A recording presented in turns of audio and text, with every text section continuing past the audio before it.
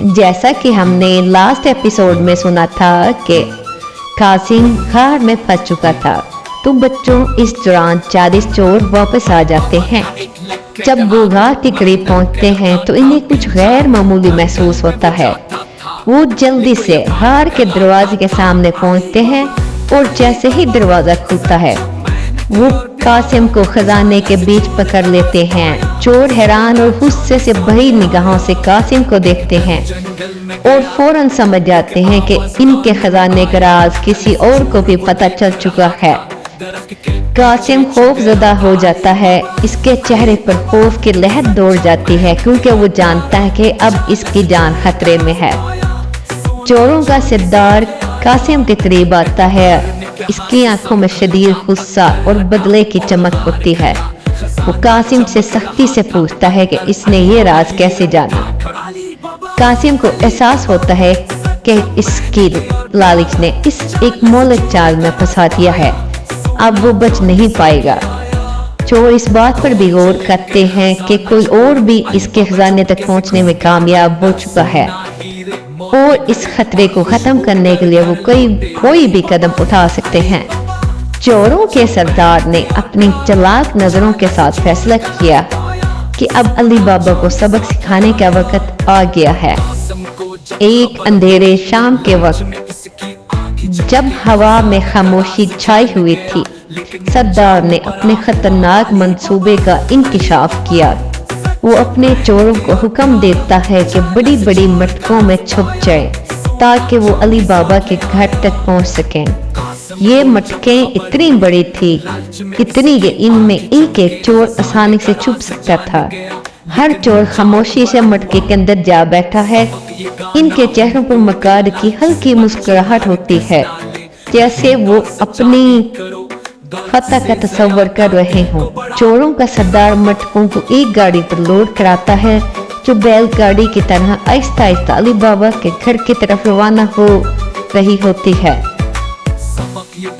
शाम का वक्त था, आसमान पर सूखी मैल रंगत थी और अली बाबा को कुछ मालूम नहीं था कि इसकी जानिब आने ये काफिला दरअसल इसकी जिंदगी में क्या तूफान लेकर आ रहा है। चोरों का सरदार अपनी मकाराना नजरों से दूर से गाड़ी को देखता है, जैसे वो जानता हो कि इसकी चालाकी कामयाब होने वाली है। अली बाबा अपने घर के बाहर मटकों का एक काफिला देखता है जो कि इसके लिए एक तोहफा दिखाई देता है। इन मटकों में दरअसल चोर छुपे होते हैं जो रात को अली बाबा के घर में घुसकर लूट मार का मंसूबा बना रहे थे। इनका सरदार खुद को एक ताजर के रूप में जाहिर करता है और अली बाबा के घर ठहरने की दरख्वास्त करता है। अली बाबा की नौकरानी मर्चीना हमेशा होशियार और चुकन्ना रहती थी।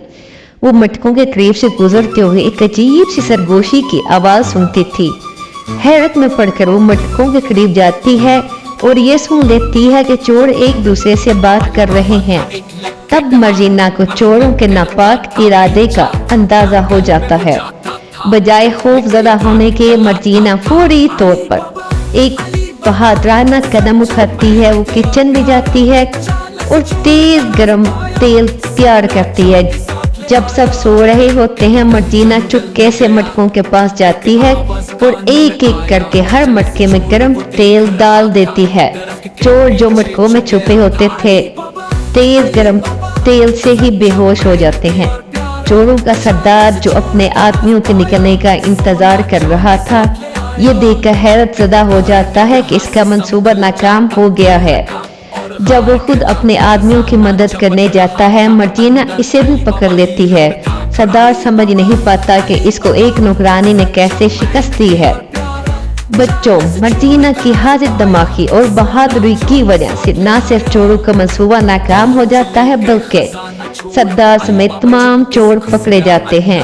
अली बाबा और इसके खानदान मर्जीना की बेपनाह हिम्मत और चालाकी का शुक्रिया अदा करते हैं और अली बाबा इसे एक बड़ा इनाम देता है।